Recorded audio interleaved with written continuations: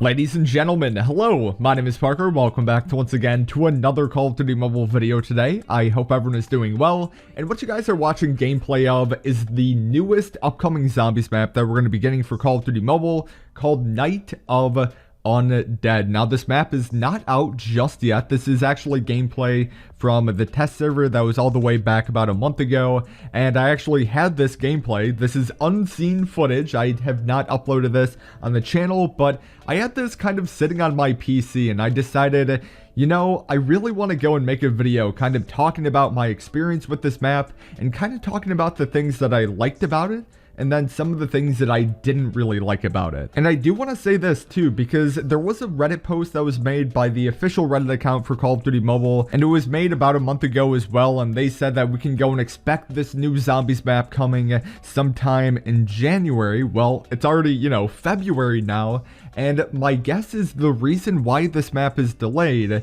is because they might be, you know, implementing some new things. Like maybe they were able to go and take a lot of people's feedback from going and playing on the test server into consideration. So maybe when it comes to the things I didn't like about this map, maybe they won't actually be a thing when this map finally releases. But with that said, I'm assuming, my guess is that we'll be seeing Night of Undead sometime in February here, and it should be a lot of fun to go and see what the final product is like. But with that said, we might as well kick off this video talking about the things that I enjoyed when going and playing this map. So going into the first thing that I liked about this new upcoming zombies map, the Night of Undead, was just kind of the map itself, as well as just kind of the reimagining of what Nuketown is all about. Like, if you guys don't know this, Nuketown was the first ever zombies map to drop for Call of Duty history, man, and it was pretty iconic. Like, I just have so many memories of going and hopping on World at War, going and playing at Nuketown with just so many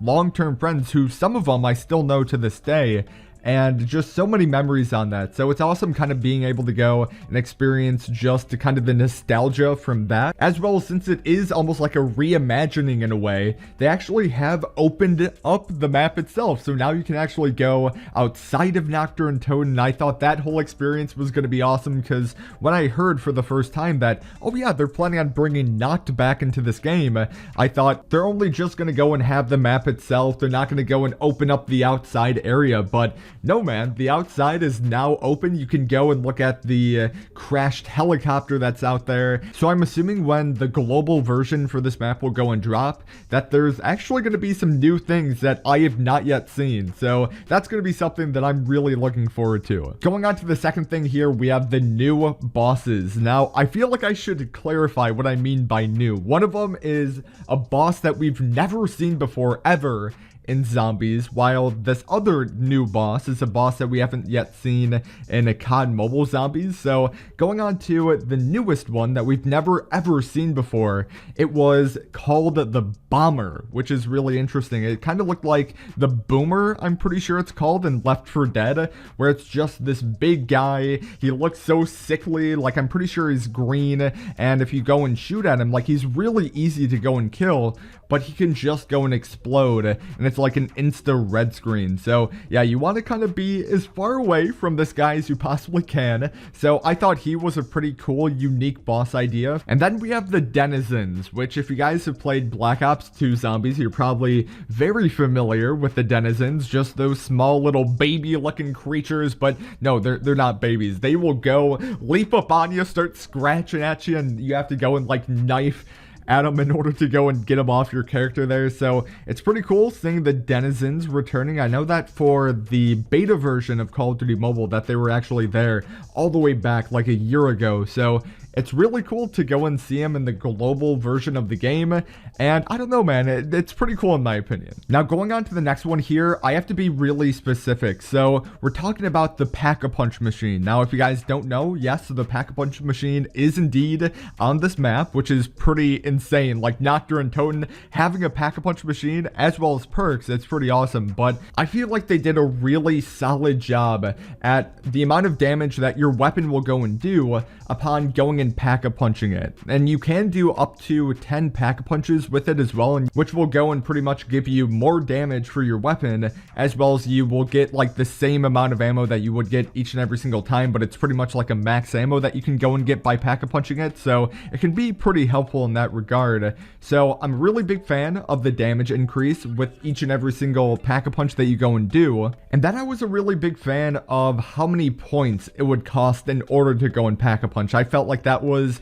a very fair system. It didn't really feel underpowering or overpowering. It felt nearly perfect in my opinion. So when it comes to that regard of pack-a-punch, I thought it was pretty sweet. Going on to the next one here, we have the little Easter eggs and then the potential storyline hints that we were getting. So even though this is only the test server, there were some little Easter eggs here and there. Like, I'm assuming they're going to do a thing very similar to like what they did with Shino Numa, in which, you know, you could do all those side Easter eggs like going and shooting the teddy bears. The teddy bears were actually featured on Nocturne Tone as well, so I thought that was pretty cool, and I'm assuming there's going to be, you know, smaller little Easter eggs here and there. And then when it comes to the storyline, like there's audio quotes that are going off, there's radios across the map, and as well as there is like an actual diary that you can go and read. So I don't know if this whole storyline is going to be like an overarching storyline in which things that happened in Shino Numa are also going to be referenced now in Nocturne Tone.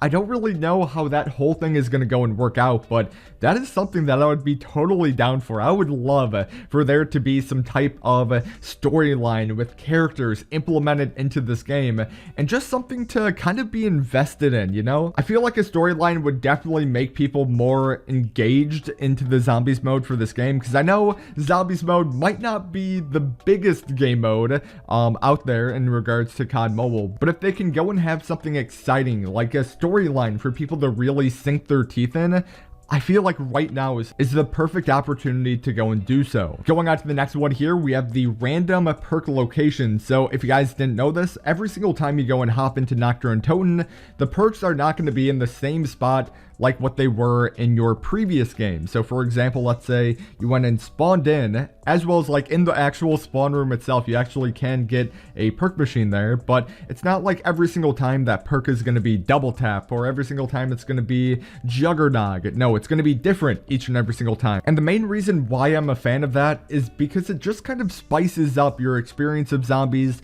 Zombies can be very repetitious, you know, just same old, oh, I'm going to go over here, I'm going to hit the mystery box, I'm going to get my weapon, I'm going to go to this perk location, grab that. But by going in and just changing up the perk locations, it's just another variable for people to kind of go and implement into their gameplay, and it can kind of just make it a refreshing experience. And then for the final thing that I liked, it was the point system, and they didn't really change that much about the point system from Shino Numa to Night of Undead. It's very similar to like what it was in Shino Numa, and I feel like that was a really solid point getting system. So like I said, not really anything too crazy, but now we're gonna hop into the things that I wasn't a big fan of, and it's only two things. So first off, it is the weapon selection, the weapons in the mystery box. Now I feel like this could also be an issue with the zombies' health, but whenever I go and get a weapon from the mystery box,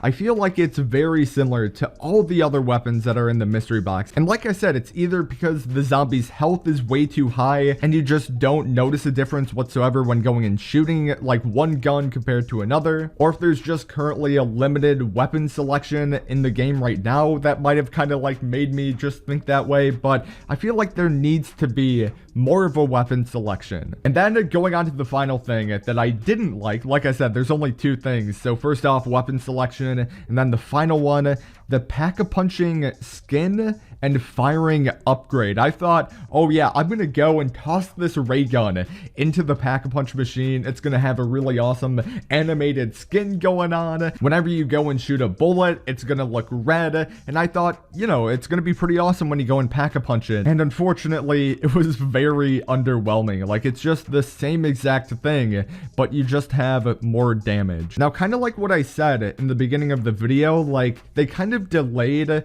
the launch of the zombies map, and I can easily see them going and fixing the pack-a-punch issue, the weapon selection issue. Like, I can easily see them adding in more weapons, going in, having like a pack-a-punch skin for people's weapons. It's like all these issues can be easily fixed, and I feel like that will be a thing that we can go and expect for the global release for this map. But yeah, with that said, ladies and gentlemen, what do you guys think about this map? Be sure to go and let me know in the comment section down below. Are you guys kind of a fan of it? Are you not really a fan of it? I know that for probably the majority of people watching this video, you've only seen gameplay of it and you haven't actually like played the map itself. But yeah, man, my name is Parker. Thank you guys so very much for tuning in and watching. I really do appreciate it. If you guys are new, that'd be cool if you guys could go and subscribe for future Call of Duty mobile videos. But with that said, I guess I'll talk to you guys within the next video.